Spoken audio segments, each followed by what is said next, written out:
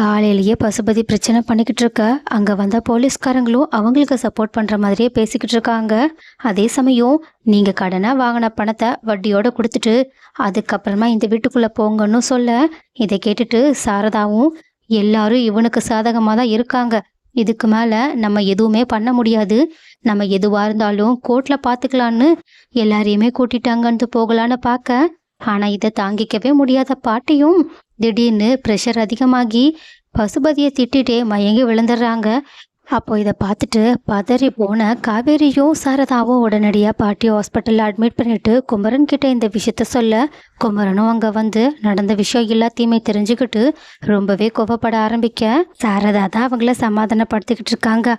ஆனால் திடீர்னு காவேரி எங்கன்னு தெரியல விறுவிறுன்னு கோவமாக கிளம்பி போக, பாட்டி பதட்டத்தோட என்னன்னு அவளை பார்க்க சொல்ல, பாட்டியும் சொன்னதை கேட்ட சாரதா உடனடியாக அவங்கள ரெஸ்ட் எடுக்க வச்சுட்டு காவேரியை பார்க்க போக, காவேரியும் நான் அந்த பசுபதியை கொலை பண்ண போகிறேன்னு சொல்லிட்டு கொலை வெறியோடு இருக்காங்க.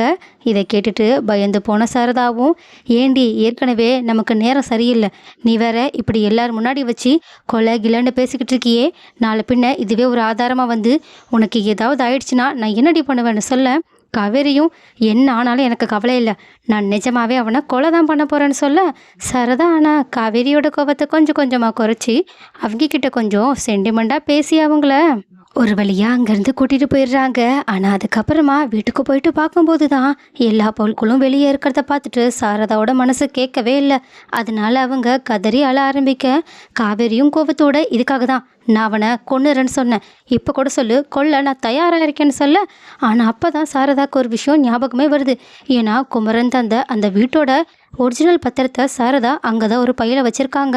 ஸோ அதை தேடி பார்த்து அது காணலைன்னு சொல்லிட்டு காவேரி கிட்ட அதை சொல்லி அழுக ஆரம்பிக்க, அப்போ கரெக்டாக பசுபதி அந்த நேரமாக பார்த்து அங்கே வந்து தான் கிட்ட தான் அந்த பத்திரம் இருக்குன்னு ரொம்பவே தென்னா விட்டா சொல்ல, இதனால கோவப்பட்ட காவேரியும் சொல்லுமா இப்போ கூட சொல்லு, இதோ இவனை இங்கேயே போட்டுடுறேன், பதிலுக்கு அவளோட பொண்ணையும் சேர்த்து போட்டுடுறேன், சொல்லு ஊன்னு ஒரு வார்த்தை சொல்லுமான்னு சொல்ல, ஆனால் சாரதாவும் கொன்னலாண்டி, இவங்க 2 பேரையுமே கொண்டுடலாம், ஆனால் நீ பண்ணாதான் நான் பண்ணுறேன்னு சொல்லிட்டு அவங்கள கொலை வெறியோட ஒரு பொருள் எடுத்து தாக்க போக, இதை பார்த்துட்டு பசுபதியும் சரி ராகினியும் சரி ஒரு நிமிஷம் பதறி போய் சாரதாவை தள்ளியே விட்டுடுறாங்க.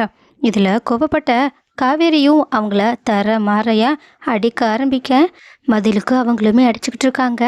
அப்போ இதை பார்த்த குமரனும் அங்கேருந்து ஓடி வந்து சாரதா மேலேயும் காவேரி மேலேயும் எந்த அடியும் படாமல் அவங்க மேலே அந்த அடி எல்லாத்தையுமே ஏற்றுக்க, இதில் கோபப்பட்ட சாரதா நீலாம் நல்லாவே இருக்க மாட்டேன்னு சாபம் மேலே சாபம் விட்டுக்கிட்டு இருக்காங்க. ஸோ கைஸ், இப்படி தான் காவேரி இந்த பிரச்சனையிலேருந்து தன்னோட குடும்பத்தை காப்பாற்ற போகிறாங்க. சாரதா என்னதான் சாபம் விட்டாலும் காவேரி சொல்கிற மாதிரி பசுபதியோட கதையை ஒரேடியாக முடிக்கிறது தான் இதுக்கு ஒரு வழியாக இருக்கும்னு நீங்களும் நினைக்கிறீங்களா என்ன? இதில் உங்களோட கருத்துக்கள் என்னன்றதை கமெண்ட்டில் சொல்லுங்கள்.